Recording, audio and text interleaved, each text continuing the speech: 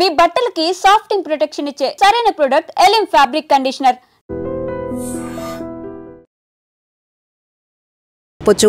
భారత విమానయాన శాఖ చరిత్రలోనే అత్యంత ఘోరమైన విషాద ఘటన ఇది. విమానం కుప్పకూలిన ఘటనలో మొత్తం 242 మంది మృతి చెందినారు, ఒక్కరు కూడా మిగల్లేదు అంటూ అహ్మదాబాద్ సిపి జ్ఞానేందర్ సింగ్ అసోసియేటెడ్ ప్రెస్కి ప్రకటించారు.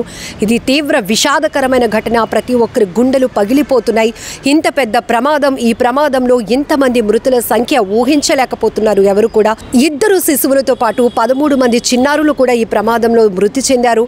అలాగే పోర్చుగల్కు చెందినటువంటి 7, కెనడాకు చెందినటువంటి ఒకరు కూడా ఉన్నట్లు తెలుస్తోంది. మొత్తం 242 మంది కూడా కన్ను మూశారు. మంటల్లో చిక్కుకుని కాలిపోయిన పరిస్థితి తీవ్ర విషాదాన్ని నింపుతుంది ఘటన. ఒక్కసారిగా పెద్ద ఎత్తున ప్రమాద ఘటన తెలిసిన వెంటనే సహాయక చర్యలు పెద్ద ఎత్తున కొనసాగాయి. ఆ సకలాల కింద, కాలి బూడిదవుతున్న సకలాల కింద చిక్కుకున్న వారిని వెలికి తీస్తే ఎవ్వరూ కూడా ప్రాణాలతో లేనటువంటి పరిస్థితి. అహ్మదాబాద్ మేఘాణి నుంచి మధ్యాహ్నం 1:17 టేకాఫ్ అయిన 9 నిమిషాల వ్యవధిలోనే విమానం ప్రమాదానికి గురైంది. సాంకేతిక లోపమే కారణంగా తెలుస్తోంది. ప్రధానంగా మొదట దీని వెనకాతల కుట్రకోణం ఉన్నట్టు కేంద్ర విమానయాన శాఖ అనుమానం కూడా వ్యక్తం చేసింది, ఒక ప్రకటన కూడా చేసింది. అయితే టెక్నికల్ లోపం వల్ల ఈ ప్రమాదం జరిగినట్టుగా కూడా ఇక్కడ తెలుస్తోంది. ఏదేమైనా 242 మంది కన్నుమూయటం అనేది ఘోరమైన విషాద ఘటనగా చెప్పొచ్చు. అహ్మదాబాద్ ఎయిర్పోర్ట్కి దగ్గరలో ఉన్నటువంటి ఒక మెడికల్ కాలేజ్ హాస్టల్ భవనంపై చెట్టును గుద్దుకొని ఈ విమానం ఒక్కసారిగా కుప్పకూలిపోయింది. దాంట్లో 1,20,000 లీటర్ల ఫ్యూయల్ ఉండటంతో ప్రమాద స్థాయి చాలా పెద్దగా మారింది అని చెప్పొచ్చు. దట్టమైన పొగలు వ్యాపించాయి, పెద్దగా మంటలు ఎగసి పడ్డాయి. పూర్తిగా అందులో ప్రయాణించిన వాళ్ళ పరిస్థితి ఏంటి అని ప్రతి ఒక్కరు కూడా ఆందోళన చెందినటువంటి పరిస్థితి.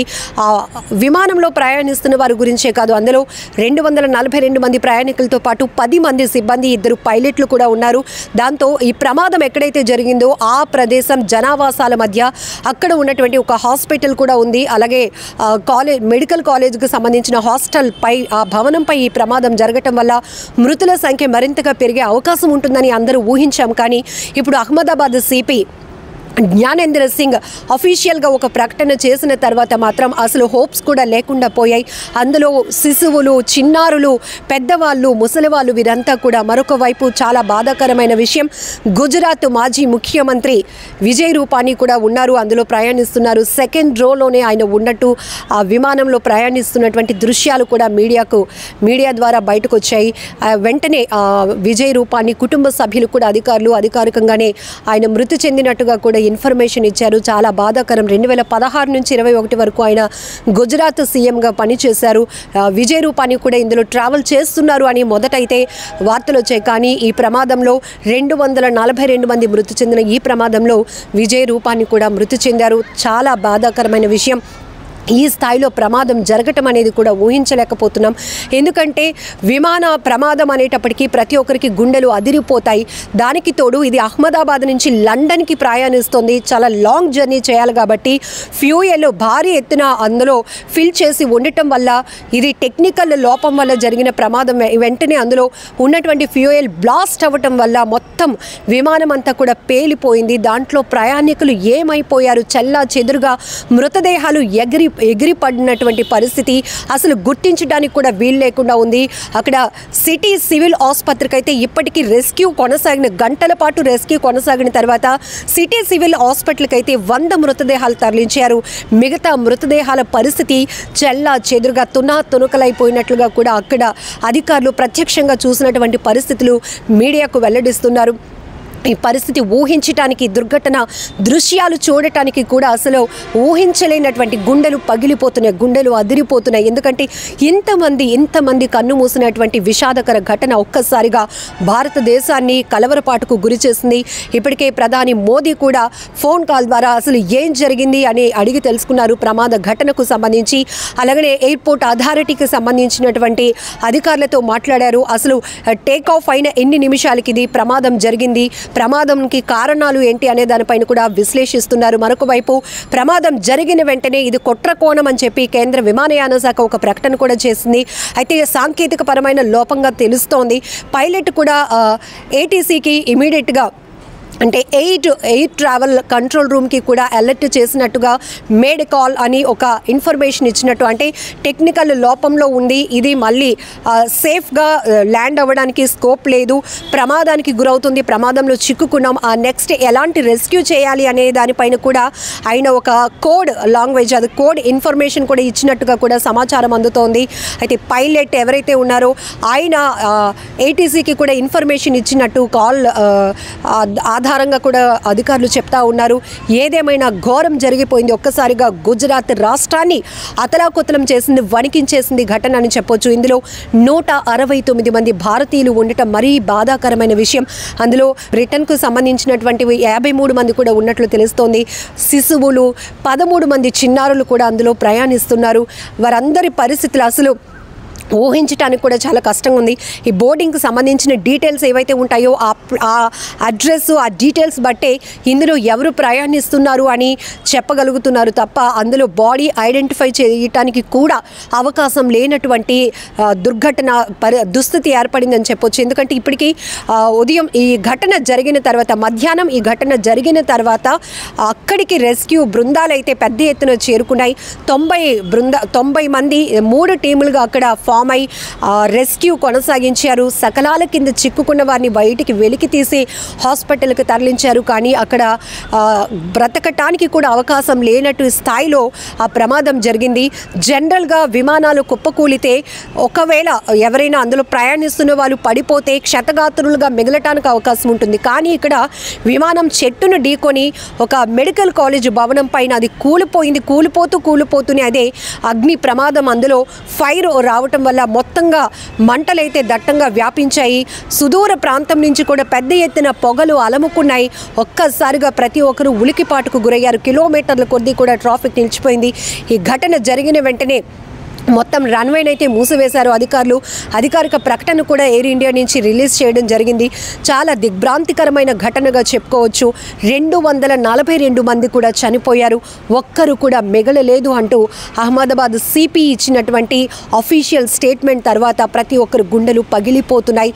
అందులో ప్రయాణిస్తున్న వారి కుటుంబ సభ్యులైతే కన్నీరు మున్నీరుగా తమ వారి కోసం విలపిస్తూ ఉన్నారు. అందులో గుజరాత్ ఎక్స్ సీఎం విజయ్ రూపానీ కూడా మృతి చెందటం, ఆ కుటుంబం అయితే శోక సంద్రంలో మునిగిపోయింది. అధికారుల నుంచి అధికారికంగా సమాచారం అందుకున్న వెంటనే ఆ కుటుంబ సభ్యులైతే తీవ్ర శోక సంద్రంలో మునిగిపోయారు. ఇందులో ఇంకా ఈ డీటెయిల్స్ అయితే 242 మంది మృతి చెందారు అని అయితే అధికారిక ప్రకటన వచ్చింది. కానీ అందులో డీటెయిల్స్ కూడా ఇండియన్స్ ఎంతమంది, ఏ రాష్ట్రాలకు చెందిన వారు ఎంతమంది అనే డీటెయిల్స్ తప్ప వాళ్ళకు సంబంధించిన పూర్తి వివరాలు కూడా ఇంకా బయటకు రాలేనటువంటి పరిస్థితులు ప్రస్తుతం అయితే ఉంది. ఇప్పటికీ కూడా ఈ ఇన్సిడెంట్ గురించి వింటే ఎంత బాధేస్తోందంటే, అసలు మన దేశ చరిత్రలోనే విమాన ప్రమాదాల్లో అత్యంత ఘోరమైనది, అత్యంత విషాదాన్ని నింపినటువంటి ప్రమాదంగా దీన్ని చెప్పుకోవచ్చు. ఎయిర్ ఇండియా విమానం కుప్పకూలింది అని చెప్పగానే ఉరుకులు పరుగులు పెట్టి అహ్మదాబాద్ ఎయిర్పోర్ట్కి సమీపంలోనే ఘటన జరగటం వల్ల ఇమీడియట్గా రెస్క్యూ ఆపరేషన్ కొనసాగించడానికైతే సహాయక బృందాలు అక్కడికి పెద్ద ఎత్తున చేరుకున్నారు. ఎయిర్పోర్ట్ అధికారులు కావచ్చు, అధికార యంత్రాంగం కూడా పరుగులు పెట్టింది. విమాన ప్రమాదంలో 242 మంది, ఒక్కరు కూడా బ్రతకలేదు, అందరూ చనిపోయారు అనుకున్న తరుణంలో ఒకే ఒక్కడు మృత్యుంజయుడు. ఇంత భారీ విమాన ప్రమాదం నుంచి తను ప్రాణాలతో బయటపడటం చాలా ఆనందకరమైన విషయం. ఇంత పెద్ద ప్రమాదం నుంచి అతను ఇలా నడుచుకుంటూ వస్తూ ఉంటే నిజంగా ఈ వ్యక్తిని చూస్తుంటే ప్రతి ఒక్కరు కూడా చాలా హ్యాపీగా ఫీల్ అవుతున్నారు.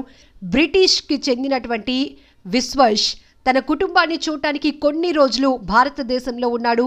అతని తమ్ముడు అజయ్ కుమార్ రమేష్తో కలిసి యూకేకి తిరిగి వెళ్తున్నాడు. బోర్డింగ్ పాస్ ఇంకా తన వద్దే ఉన్న విశ్వాస్ హెచ్డీకి ఇలా చెప్పాడు, నేను లేచి చూసేసరికి నా చుట్టూ మృతదేహాలున్నాయి. నేను చాలా భయపడ్డాను, లేచి పరిగెత్తాను. నా చుట్టూ విమాన ముక్కలున్నాయి. ఎవరో నన్ను పట్టుకుని అంబులెన్స్లో ఉంచి ఆసుపత్రికి తీసుకొచ్చారు. తాను 20 సంవత్సరాలుగా లండన్లోనే ఉంటున్నానని, తన భార్య బిడ్డ కూడా లండన్లోనే నివసిస్తున్నారని విశ్వాస్ చెప్పాడు. తన సోదరుడు అజయ్ విమానంలో వేరే వరుసలో కూర్చున్నాడని కూడా చెప్పారు. మేము డయ్యూను సందర్శించాం. అతను నాతో ప్రయాణిస్తున్నాడు. నేను ఇప్పుడు అతన్ని కనుగొనలేకపోయాను. దయచేసి నా తమ్ముడి ఆచూకీ కనుగొనటానికి నాకు సహాయం చేయండి అని ప్రాధేయపడుతున్నాడు. విమాన ప్రమాద మృతులకు పరిహారం ప్రకటించింది టాటా గ్రూప్. ఒక్కో ప్రయాణికుడికి ₹1,00,00,000 ఎక్స్ గ్రేషియా ప్రకటించింది. గాయపడిన వారి వైద్య ఖర్చులు పూర్తిగా భరిస్తామని కూడా మాటిచ్చింది. అయితే ప్రమాదంలో దెబ్బతిన్న మెడికల్ కాలేజ్ హాస్టల్ భవంతి నిర్మాణ ఖర్చులు కూడా భరిస్తామని ప్రకటించింది టాటా గ్రూప్. బాధిత కుటుంబాలకు అండగా నిలబడతామని స్టేట్మెంట్ ఇచ్చింది. ఇప్పుడు ఈ భారీ విమాన ప్రమాదం నుంచి త్రుటిలో తప్పించుకున్నటువంటి విశ్వాష్కు సంబంధించినటువంటి ఆయన లేచి నడిచి వెళ్తూ ఉన్నటువంటి వీడియో దృశ్యాలు ఇప్పుడు సోషల్ మీడియాలో వైరల్ అవుతున్నాయి. ఎందుకంటే అహ్మదాబాద్ విమాన ప్రమాదం చాలా ఘోరమైన ప్రమాద ఘటన. పూర్తిగా ఒక్కరు కూడా ప్రాణాలతో బయటపడలేనటువంటి పరిస్థితి. అలాంటిది 242 మంది కూడా విమాన ప్రమాదంలో మృతి చెందారు. కానీ విశ్వాష్ మాత్రం ఎలా తప్పించుకున్నారు, తనకి ఏం జరిగిందో అంతా చూసే లోపే విమాన శకలాలే కనిపించాయి. ఎక్కడికక్కడ మృతదేహాలు చెల్లాచెదురుగా పడున్నాయి. కానీ తననెవరో హాస్పిటల్కు తీసుకొచ్చారు అంబులెన్స్లో. ఈ విషయం మాత్రమే గుర్తుంది అన్నట్టు అతను చెప్తున్నాడు. అయితే తన సోదరుడు ఆచూకీ కోసం తనకు సాయం చేయండి అని కూడా రిక్వెస్ట్ చేస్తున్నారు విశ్వాష్. నిజంగా ప్రస్తుతం ఉన్నటువంటి సమాజం దేనికి ప్రయారిటీ ఇస్తుంది? ఆర్థిక సంబంధాల చుట్టూ మాత్రమే తిరుగుతుంది. మళ్ళీ ఎన్నికలంగానే చాలా విరక్తి కలుగుతాను. మంచి అనిపిస్తుంది కదా, లేడీస్ కూడా ఛాలెంజింగ్ జాబ్స్ చేసినప్పుడు చాలా బాగుంటది. ట్రాఫిక్ అసిస్టెంట్స్ గా నియమించిన ట్రాన్స్జెండర్స్ అందరితో సాల్యూట్ చేయించుకుంటున్నారు. ఫుడ్ డెలివరీ ఇవ్వటానికి వెళ్ళినటువంటి డెలివరీ బాయ్ అనిల్ పై కళ్ళ ముందు